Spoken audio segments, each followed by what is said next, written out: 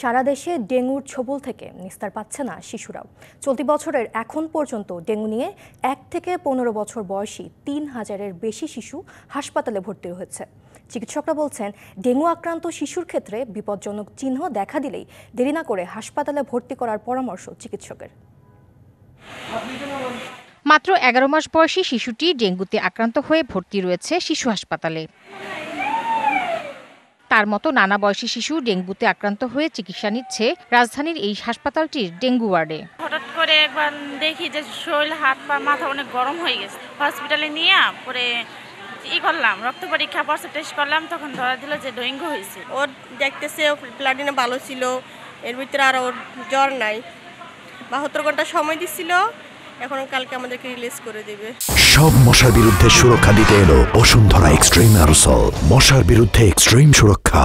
স্বাস্থ্য অধিদপ্তরের তথ্য বলছে, চলতি বছরে এখন পর্যন্ত ডেঙ্গুতে আক্রান্তের সংখ্যা 15,000 ছাড়িয়েছে, মৃত্যু 56 জনের।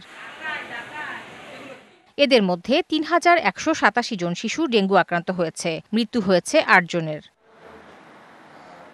চিকিৎসকের মতে, শিশুর জ্বরের সঙ্গে তীব্র মাথা ব্যথা, বমি, খাবারে অরুচি ও ডায়রিয়া এমন লক্ষণ থাকলেই ডেঙ্গু সন্দেহ করতে হবে। প্রথম দিন থেকেই হাত পা ব্যথা করবে, শরীর ব্যথা করবে, চোখ ব্যথা করবে, মাথা ব্যথা বন্ধ করে। 3-4 দিন পরে হঠাৎ করে যদি তার বেশি পেট ব্যথা করে, বা বাচ্চা একেবারে খাওয়া বন্ধ করে দিছে, কিছুই খাচ্ছে, নেতে পড়ে, 8-10 ঘন্টা পেশাব হচ্ছে না, এরকম ক্ষেত্রে কিন্তু বাসায় থাকা ঠিক হবে না। চিকিৎসকরা জানান, ডেঙ্গুর ক্ষেত্রে জ্বর ভালো হওয়ার 24 থেকে 48 ঘন্টা পর রক্তচাপ কমে রোগী শকে চলে যেতে পারে।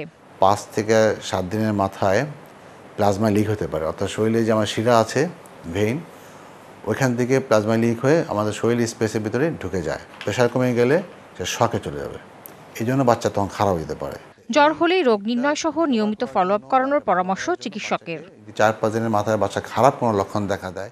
Tahsina Jesi, DBC News, Dhaka.